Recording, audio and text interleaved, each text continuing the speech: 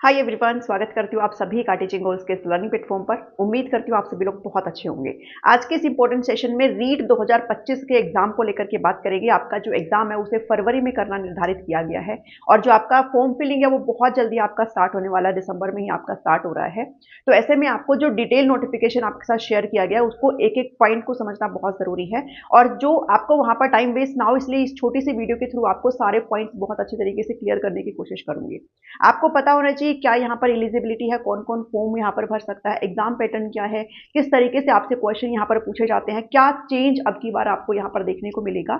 सारी चीजें इस वीडियो में आपको मिल जाएगी। तो वीडियो को जरूर लाइक करेगा, शेयर करेगा और चैनल को सब्सक्राइब जरूर कर लीजिएगा। यहाँ पर आपको फ्री प्रिपरेशन में करवाऊंगी, जैसे हमारी एस्टेट की प्रिपरेशन यहाँ पर चली हुई है। चलिए स्टार्ट करते हैं। रीट 2025 का नोटिफिकेशन रहेगा। इससे पहले जो आपका आया था वो 2022 में आपका रीट का एग्जाम जो है वो कंडक्ट कराया गया था और अभी जो है ये आपका पूरी तरीके से पूरा प्रोसेस जो है वो चेंज हो चुका है। मैं आपको पहले बता देती हूँ इस चीज को कि पहले क्या होता था। 2021 तक ये होता था कि जो एक परीक्षा होती थी सिर्फ राजस्थान में टीचर बनने के लिए, वो भी रीट का एग्जाम लिया जाता था और इसके बेस पर सरकारी टीचर वहां पर सिलेक्ट कर लिए जाते थे।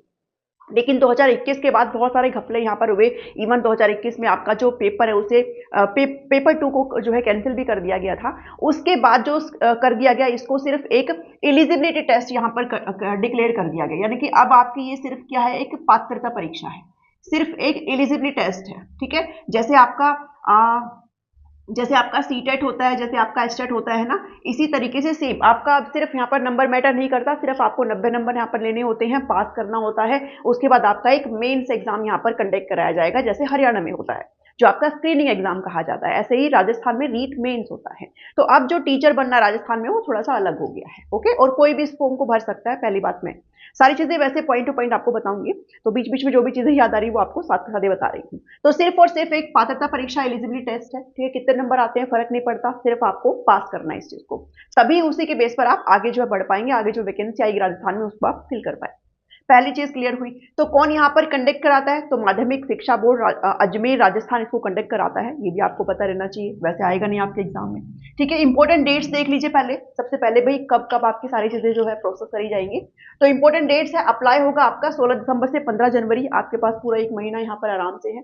एडमिट कार्ड 19 फेब को यहाँ पर ये कह रहे हैं कि आउट कर दें और एग्जाम डेट आपकी 27 फरवरी को, यानी कि एंड ऑफ द फेब यहाँ पर होना निर्धारित है। और करीब करीब आप यहाँ पर 2 महीने आराम से मान के चल सकते हो। इवन आपका दिसंबर भी पूरा ही पड़ा है, आप 2.5 से 3 महीने मान के चल सकते हो। और 2.5 से 3 महीने बहुत ज्यादा होते हैं इस एग्जाम को प्रिपेयर करने में। आपको मैं एक वीडियो स्पेसिफिक बनाऊंगी भी कि किस तरीके से आप इसकी प्रिपरेशन कर सकते हो। ओके, बात करते हैं अब एलिजिबिलिटी को लेकर के। ये सारे पॉइंट्स हम बाद में डिस्कस करेंगे। कौन कौन भर सकता है, सबसे बड़ा सवाल ये होता है कि भर कौन सकता है। तो देखो, इसमें कोई भी दिक्कत वाली बात है नहीं। जो लोग ये सोचे हमारा सब्जेक्ट कॉम्बिनेशन बन पाएगा कि नहीं पाएगा, ऐसा कोई समस्या यहाँ पर नहीं है। सिर्फ इतनी चीज आप यहाँ पर मान के चलिए कि जो डिप्लोमा वाले हैं, जिन कैंडिडेट का डिप्लोमा है जो कि 2 साल का होता है ना, जो डिप्लोमा वाले होते हैं, जिसको आप डाइट भी कहते हो, जेबीटी कहते हो, बीटीसी, बीएससी, जो भी नाम आपका होता है, ठीक है, आपका वट एवर नेम जो भी इसको बोला जाता है, डिप्लोमा आपके पास होना चाहिए है। तो जो डिप्लोमा होल्डर है वो सिर्फ और सिर्फ पेपर 1 को भर सकते हैं, जो कि पहले से 5वीं कक्षा के लिए होता है। ठीक है, और लेवल 2 को सिर्फ और सिर्फ बीएड भर सकते हैं। 2021 में एक ये भी बदलाव यहाँ पर किया गया था, उससे पहले सब लोग मिक्स होकर के भर सकते थे। जो जेबीटी वाले हैं, जो बीएड वाले, वो पेपर 1 भी भर सकते थे। लेकिन अभी इस चीज को पूरी तरीके से बदल दिया गया है।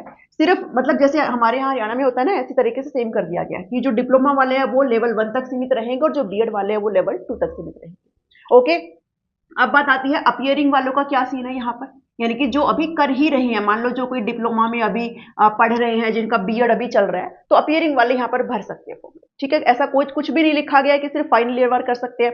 अगर आप फर्स्ट ईयर में हो तो भी आप इस फॉर्म को यहाँ पर भर सकते हो, which is a good news to you.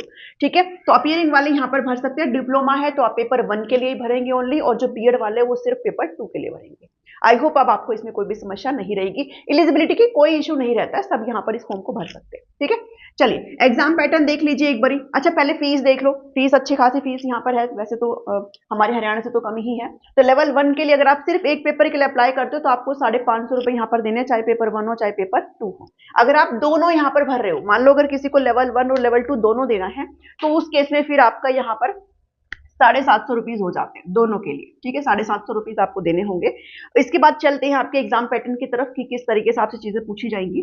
तो एग्जाम पैटर्न काफी सॉर्टेड है इसमें। ठीक है, चलो लेवल 1 और लेवल 2 है। लेवल 1 जो होता है वो टीचर बनेंगे पहली से 5वीं कक्षा के लिए, यानी कि पीआरटी वाले होते हैं ये। और लेवल 2 होता है 6 to 8 वालों के लिए, टीजीटी वालों के लिए होता है। ठीक है, पीजीटी लेवल का कोई भी ऐसा रीट का एग्जाम नहीं होता है, हमारे हरियाणा में होता है सारी चीजें, यहाँ पर नहीं होता। और मैं हरियाणा बार बार इसलिए बोल रही हूँ, काफी कैंडिडेट मेरे से जो है हरियाणा वाले जुड़े हुए हैं जिनको जानकारी चाहिए। ठीक है, चलो 6 to 8 वाले। तो लेवल 1 और लेवल 2 का क्या रहेगा पूरा सीन, 150 नंबर का आपका यहाँ पर पेपर जो है उसे कंडक्ट कराया जाएगा। 150 में क्या क्या पूछा जाएगा, सीडीपी मोस्ट फेमस और मोस्ट इजी और मोस्ट स्कोरिंग है ये, 30 नंबर की सीडीपी आपसे पूछी जाएगी। ठीक है, और ये जो सीडीपी है वो बिल्कुल आप मान के चल सकते हो कि एचटेट और रीट बिल्कुल भाई भाई है। जिसने एचटेट के लिए सीडीपी पढ़ ली उसको रीट के लिए सीडीपी अलग से पढ़ने की जरूरत नहीं है। ठीक है, बस एक टॉपिक है जिसको हम पर्सनालिटी कहते हैं, व्यक्तित्व कहते हैं, जो हमारा एचटेट से गायब हो चुका है, लेकिन आपको इसमें यहाँ पर पढ़ना ही पढ़ना है। ओके, तो 30 नंबर जिसने एचटेट दे रखा है, जो एचटेट के लिए पढ़ रहा है, उनको इसकी टेंशन लेने की जरूरत नहीं है, आपका ऑलरेडी हो चुका है। बात करें लैंग्वेज 1 और लैंग्वेज 2 की। अब बहुत समस्या आती है किस प्रकार से हम चूज करें, क्या है भाषा 1, क्या है भाषा 2। तो लैंग्वेज 1 और लैंग्वेज 2 इसमें ना आपको काफी सारी लैंग्वेज दी रखी है। एक अपनी, एक तो हिंदी इंग्लिश हो गई, एक उर्दू होती है, एक पंजाबी होती है, सिंधी होती है, गुजराती होती है। ठीक है, ऐसे बहुत सारी लैंग्वेज आपको दे रखी होती है और आपको 2 भाषा चूज करनी होती है। जो आप लैंग्वेज 1 चूज करेंगे उसको छोड़ करके बाकी कोई और भाषा जो आपको गिवन है उसमें से ही चूज करनी होती है। तो ऐसे सेपरेट 2 भाषाएं आप चूज करेंगे। ओके, जो मैंने एग्जाम दिया था उसमें मैंने लैंग्वेज 1 इंग्लिश को रखा था क्योंकि मुझे इंग्लिश थोड़ा ठीक ठाक लगती है, और लैंग्वेज 2 मैंने यहाँ पर हिंदी को रखा था। आमतौर पर बच्चे क्या करते हैं, हिंदी रखते हैं लैंग्वेज 1 और लैंग्वेज 2 आपकी इंग्लिश रखते हैं। कोई दिक्कत नहीं उस चीज में, आपको जो भाषा चूज करनी है आप कर सकते हो, कोई समस्या वाली बात है नहीं। अगर आपकी कोई अदर भाषा है, मान लो सिंधी है, गुजराती है, जो भी आपकी भाषा, उर्दू, आप उसको चूज कर सकते हो। फर्क क्या है, फर्क इतना है बस थोड़ा सा, जो लैंग्वेज 1 है वो थोड़ा सा आपको हल्का सा डिफिकल्ट सा आता है, और जो लैंग्वेज 2 है वो हल्का सा थोड़ा सा ईजी आता है। तो जो भाषा आपको अच्छी आती है ना, जिस पर आपकी अच्छी पकड़ हो, उसको आप लैंग्वेज 1 चूज करिए, और जिस पर आपकी पकड़ थोड़ी कम हो उसको आप लैंग्वेज 2 चूज करिए, और कोई भी इसमें समस्या वाली बात है नहीं। ओके, तो इसमें क्या होता है कि आपका 15 मार्क्स का आपका कंटेंट पूछा जाता है और 15 मार्क्स की आपकी पेडागोजी पूछी जाती है।